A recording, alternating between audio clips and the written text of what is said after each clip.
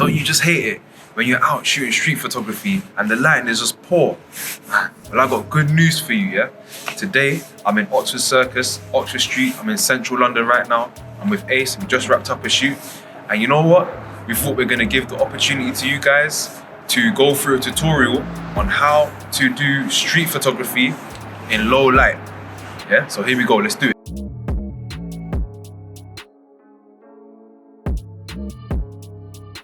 So step one, first thing you wanna learn about shooting in low light, shooting street photography in low light, is getting the right lens, yeah? Now you wanna make sure that your lens has good aperture. So the aperture should be between 2.8 or below. So you want an aperture that has 2.8 or below. So 2.8 or 1.8. And also the focal length of the lens. So right now I'm using a 50mm Canon, and it's got an aperture of 1.8. So that's really good in low light. And so yeah, I'm gonna take a few shots with this one. And also, if I talk about the ISO now, so the ISO, I would say, depending on what type of camera you're using, you want to keep your ISO from 1600, around 1600. So you might need to put it up to 3200 or 64, but 1600 should be that kind of base mark what you're using for your ISO, yeah? And also, if you do find that some of your images are grainy, if you're shooting in RAW, when you go into Lightroom, you can add a de-noise effect, which really helps it to reduce that grain, yeah? So don't worry too much if the photo comes out a little bit grainy. You can tweak it a bit in Lightroom, so you got the option there. But always try to get as minimal grain as possible when you're shooting in low light and doing street photography. That's ISO and aperture. Now I want to talk about shutter speed. So as you know, the shutter speed, the number of the shutter speed really depends on the type of content you're shooting. So if you wanted to get shots of the traffic moving fast and you wanted a lot of motion blur, yeah, then you would have the shutter speed low. Hey, big up to my guy there. Yeah. And then you have the shutter speed.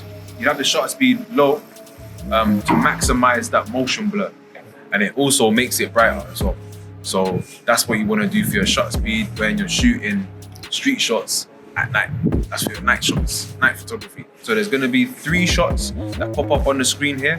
There's one that's going to be shot in low shutter speed. There's one that's going to be shot in higher shutter speed, and one that's going to be shot on a tripod and without a tripod. Because when you use a tripod, it decreases the motion blur in that shot when you use a tripod.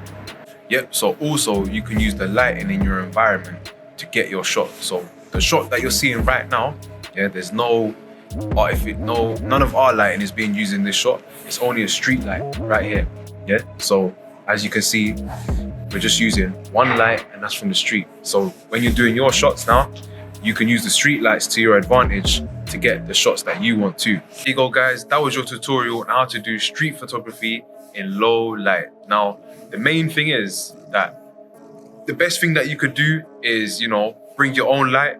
But if you don't have your own light, if you're just out with your camera, then, you can follow those steps. So you want to keep the aperture slightly low, your ISO around the mark of 1600, depending on what type of camera you have, and play around with the shutter speed. Basically play around with all the settings that you got there and see what works best for you and your composition and the image that you're trying to create as well, because that's what matters most, is your creativity. So these are just tips to help you get your shot, get the type of content that you want to get. So don't forget, guys, to like, comment, yeah, and subscribe to the channel for more content from JV8 Studios, yeah?